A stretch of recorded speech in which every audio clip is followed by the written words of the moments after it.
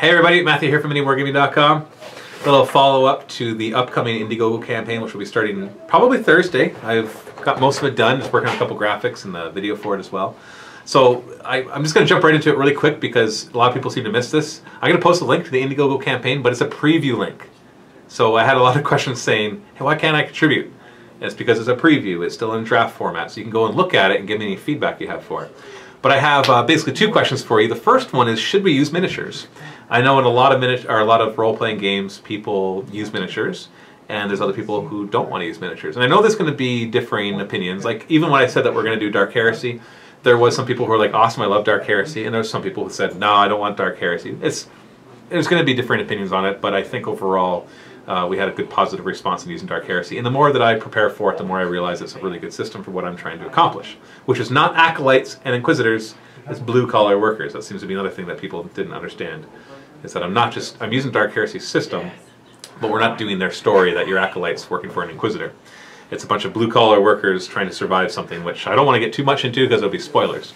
So should we use miniatures? I'm leaning towards yes, that we will use miniatures. It does create a bit more work for the production, like actually having to create miniatures for these guys who are just blue-collar workers, so that can be a bit of a challenge, that we can't just, you know, plop down a Space Marine or an Imperial Guardsman, that we want them to be kind of WYSIWYG. Now miniatures in a role-playing game, you don't have to be quite as detailed as miniatures in a miniature war game, where you know, it's more just like a map that you kind of draw out and you use it to get general positions. We won't be using full terrain like sitting up Necromunda boards and all that kind of stuff. That'd just be too much. It'll limit too much of what we can do. So minis, yes or no? What I'll do is I'll actually post two comments below saying minis yes and minis no, and thumb up the one that you agree with most. And you can reply to it and leave reasons why as well. So I've got more of a concept as well. This is actually a character sheet for Dark Heresy, but I just realized it's going to be hard to see this because of that. So this is kind of the concept I have for how we're going to record this. I've watched a lot of Geek and Sundry's Critical Role and other ones to get ideas. They do it slightly different, but given the space we have in the rooms and what we're trying to accomplish, I think this will be our best bet. So essentially, let's see if I can do this without showing the back too much. So you have a nice big wide table, and nice and long. The GM will sit at the end and the players on the sides. Probably just going to be 5 players though, not 6, so 3 on one side, 2 on the other. And if we have minis, it'd be in the middle. And then 4 cameras, if we're using minis. 1 goes on the GM, this one goes on these 3 players, and this one goes on these 3 players, and then 1 that would go on the minis. And then we'd have Rob over here operating the cameras and live editing and stuff like that, just to kind of go between all the shots and make it really interesting. That's what we're thinking. So that's what I mean by a higher production value. We're going to be using a lot more cameras. We're going to be actually buying new mics for this to work better, and we're going to be buying a new computer for it. I had one person comment, I think Jorge Vamp is the comment. He says he thinks we're overdoing it, that we shouldn't do all that work for it, but I disagree. I really want this to be a really cool show and well polished, and I think because it's a role playing, I have to think differently than how we film battle reports. I'm sure if we just set up one camera and we recorded everybody in a wide shot, people would be interested, but I also think it could be more interesting if it's more edited and all of that. But you know, it's an experiment, so we'll figure out. And let's see what other comments there was. Miso asked if we're going to be using miniatures. We're talking about that. I actually replied to a lot of the comments. A lot of people asked, when is the campaign going to be live, and I'm thinking it'll be this Thursday, so 2 days from now. I'm not sure exactly what time. It's a busy week for me this week, so I'm trying to get everything together. Really all that's left for me to do is the video that goes with the campaign. What you see there is pretty much almost finished. It's like 95% done.